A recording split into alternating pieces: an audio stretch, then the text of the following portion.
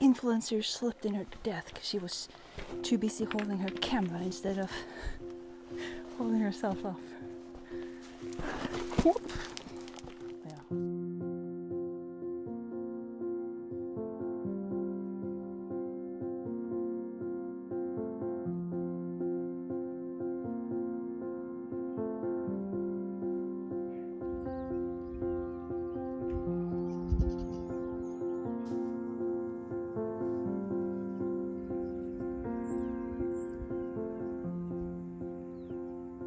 Good morning guys from the shadow of my bike. It's a warm morning here at the St. Baton's Dock Campground. Plan for today, we are heading east doing the Danseys Pass, which is a popular gravel road. It's supposed to be pretty easy riding, but the view is supposed to be top-notch, and that's what we like, right? I might end up on the east coast in Omarau because they have penguins there. And I would really like to see penguins. So yeah, we'll see. I don't know where I'm going to end up tonight. But what's new, right? Let's get this day started.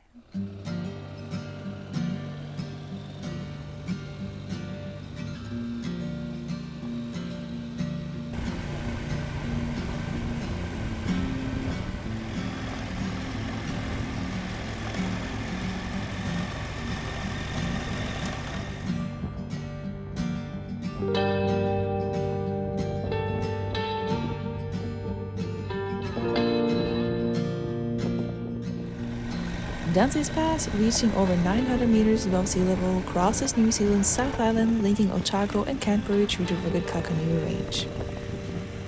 Named after the English explorer William Dancy, the pass spans 51 kilometers of winding, scenic roads, first carved in the 1860s for sheep farmers and gold miners. And like every pass I've been through in New Zealand already, it was stunning and a great ride. This country just keeps delivering day after day. It looks a little bit worn for the poor cows over there. They have no shadow or anything. Hey, I'm sure they're fine.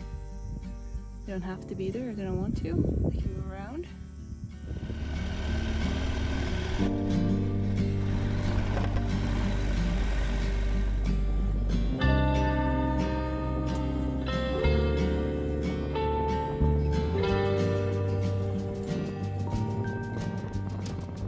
This sound issue is driving me nuts.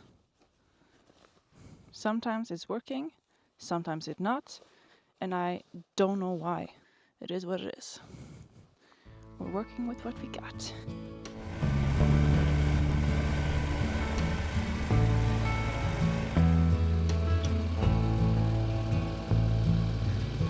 That is very pretty. Oh.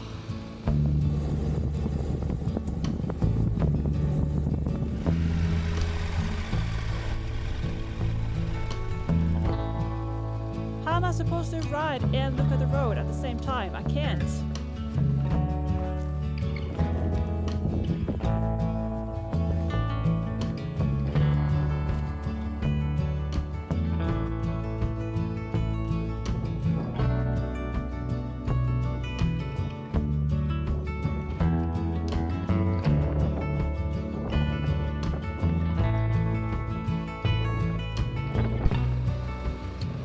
Whoop. Hi.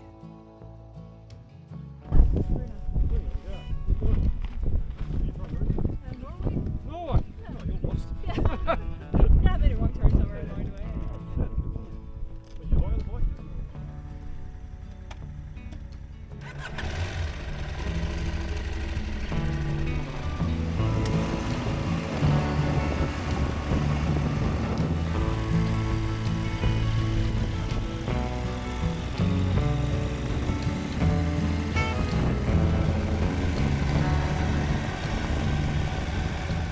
That was Danseys Pass, all over and done.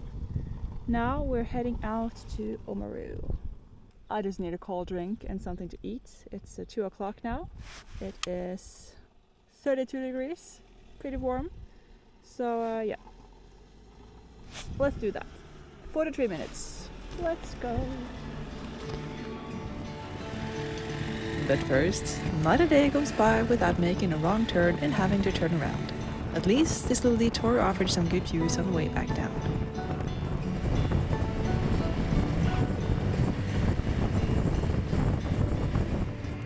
I found me some shade and soda and some ice cream.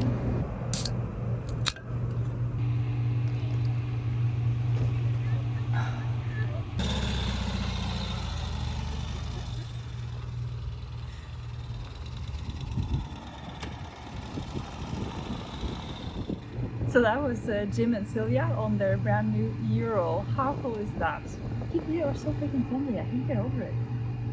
Everywhere you stop, people come over and have a chat and, you know, offer you a free beer or a meal or somewhere to stay or, you know, anything. You know, hey, if there's anything, you know, reach out and let us know, we'll help you. It's awesome. It's humbling, really. Now, let's head a little bit further east to the coast and see if we can spot those penguins in Omarau. These road signs should be a good clue that we're getting close.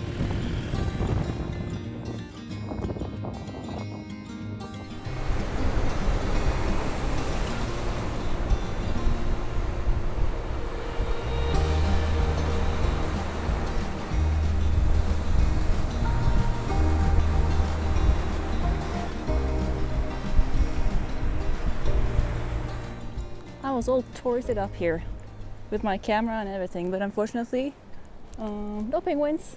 The penguins are out in the ocean, as I understand, and they start coming back at about dusk, which is about 8 o'clock in the evening here, and that's when you have the best chance to spot them. That's 4 hours away from now, so I don't think we're gonna wait around for that long to watch them. Oh well, can't win them all.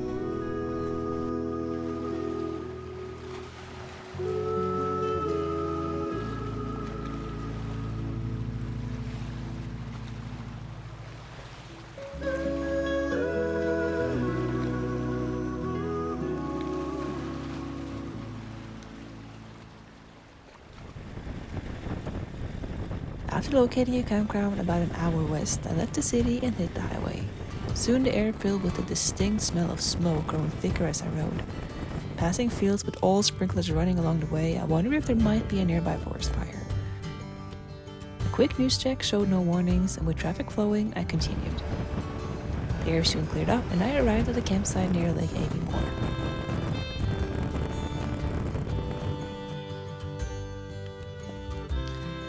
And what's the first thing you do arriving at your campsite after a long, hot day? Get those sweaty boots off. It's always such a relief.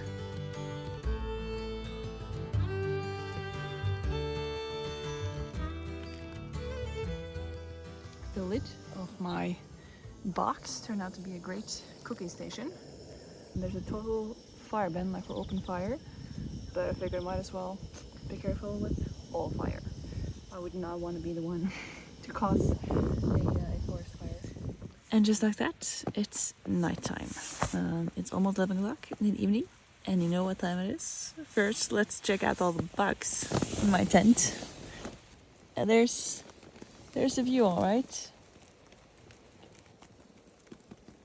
Let's take a look at the map to see where I was riding today. Today I rode the Danseys Pass, which goes something like this. I jumped on one of the main roads and went down to Omarau. Then I went straight for the highway and boom, now I'm up here. It's time to go to bed. It's been a great day, doing some great roads. But it's time to let this day end so the next one can begin. So thank you for following along today, and I'll see you again for tomorrow. Bye.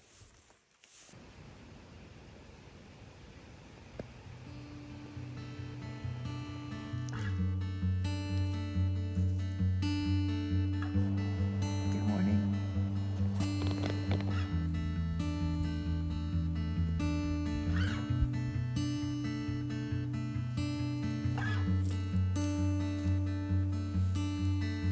For breakfast today we have the up and go that I've been having the whole trip. We have some dates. And we have a big fender. And of course, coffee.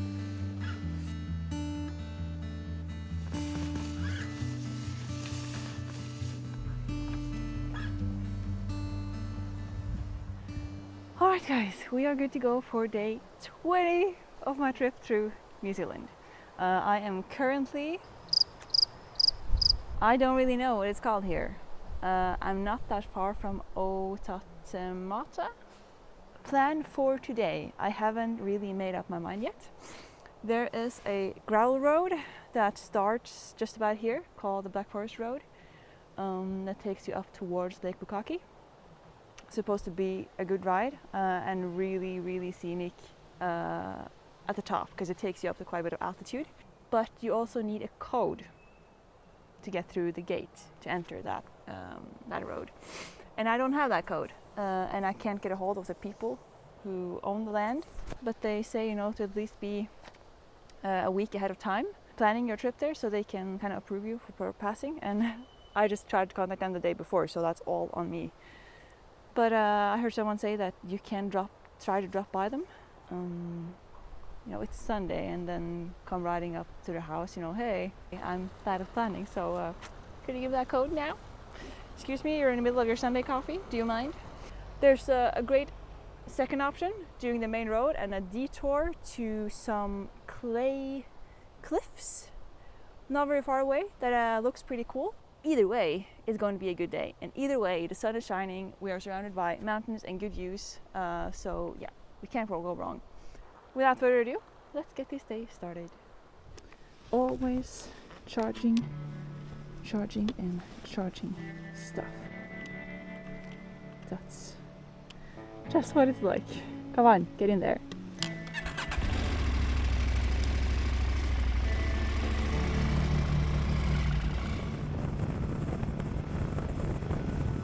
Leaving the camp and heading towards the highway across the dam of Benmore Power Station. This is New Zealand's largest earth dam, and at 118 meters high, it's also the highest. Behind it lies Lake Benmore, the country's largest man-made lake. Pretty cool.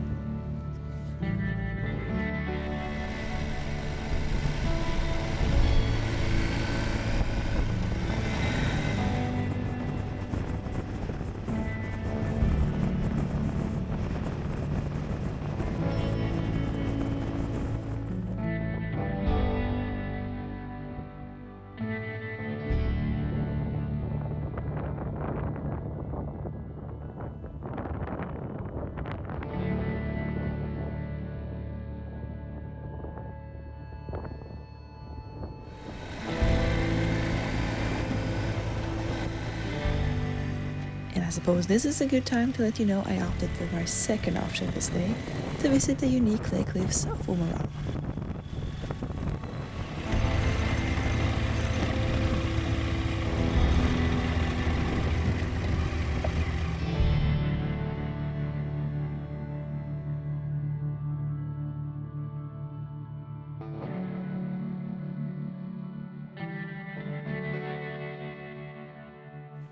It's a little bit of a walk to get up there, so a good chance to get out of the riding gear. It's a good, probably 25 degrees. Not too bad, pretty nice actually. I never thought about this, but the moon is tilting the other way that I'm used to. Smallest thing that you never really think about, you know, but you know, it makes sense.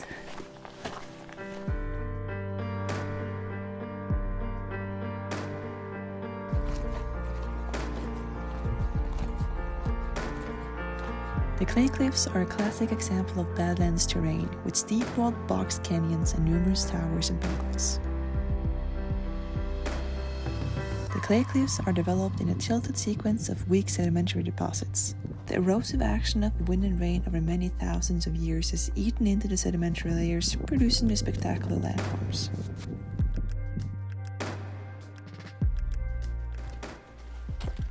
Let's not become one of those headlines, you know, influencers slipped in her death because she was too busy holding her camera instead of holding herself up. Whoop. Yeah, let's not talk too fast.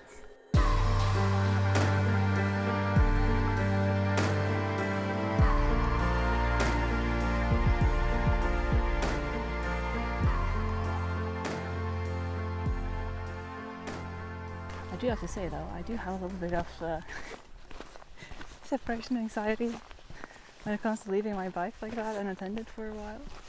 Maybe it just takes some getting used to. Right, that was that. Now let's head towards Lake Pukaki.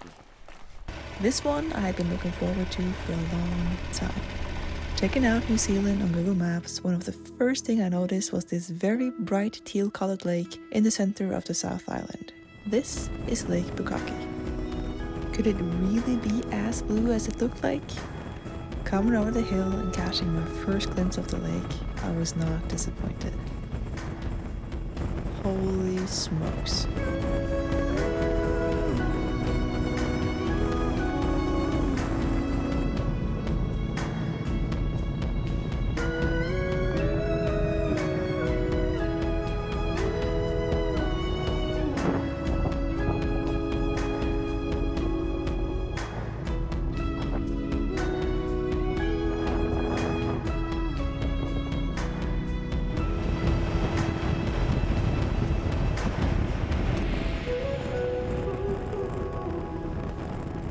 As a cherry on top to accompany this spectacular lake was the perfectly clear view of New Zealand's highest mountain at over 3,700 meters, the famous Mount Cook.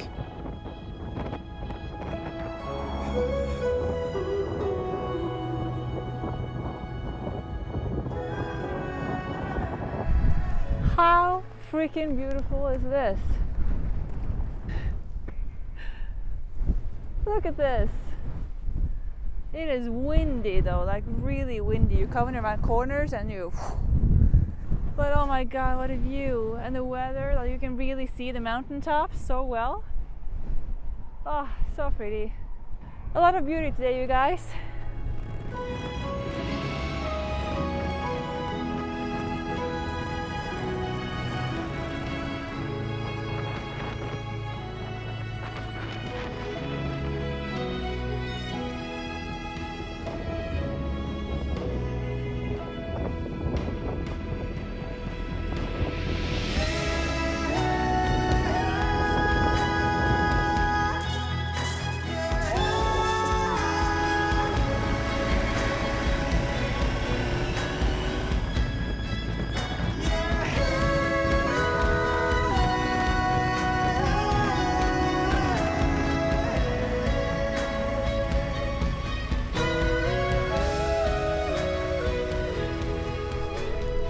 What better place to stop for the lunch than this?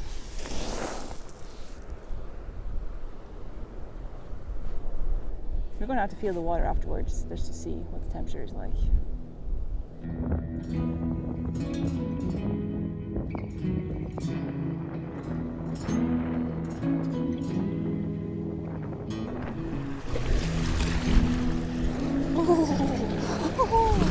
Oh, that is cold. That is cold. Yeah, we're not having a swim.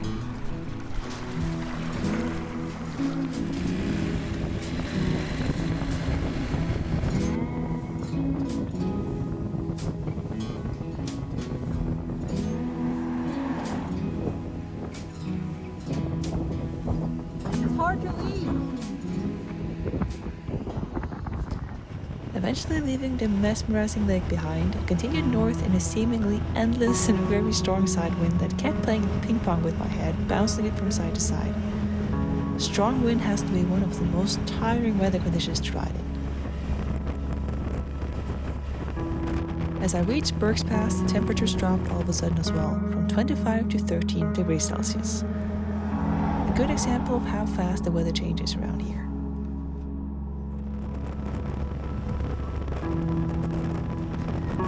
I headed quite a bit further north and east this evening to try to steer clear of the worst of a storm coming in over the west coast, and eventually opted for camping in Ashburn. –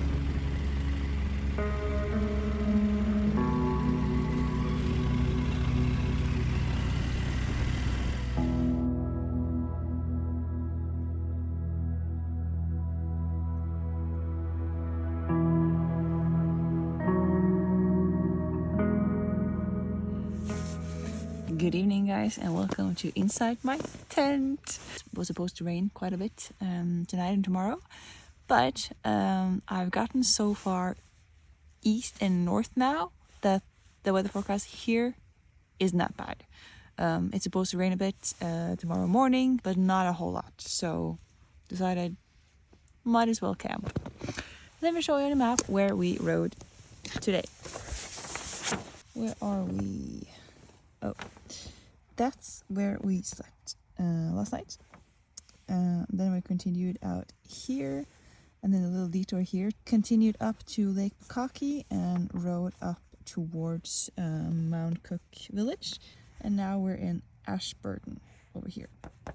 I'm kind of getting the 1 week panic. Like, oh my gosh, it's almost over. I need to start planning what places I want to prioritize seeing this last week. You can never really see everything, but I've seen a good deal already, and oh my god, it's better to take it easy, not cover as many places and distances, and actually enjoy the parts you're doing instead of just rushing through everything and then you're coming home and like, yeah, I can barely remember anything from anywhere we went. Just passed through a lot of places but didn't really stop and enjoy them and experience them. So yeah, trying my best not to get stressed about that so I can actually enjoy these last days as well. I'll try to get up at a decent time tomorrow. Today was a little bit of a late start. Some days are just like that, you're waking up and having my tea and then posting and ended up chatting with people and then calling home, and the hours just fly by. We now need to focus, spend hours here in New Zealand where we are right now, and then everything else can wait. Anyway, thank you for watching today's episode. I hope you enjoyed it. I hope you want to stick around for the next one as well. And yeah, have a good evening, and I'll see you around. Bye.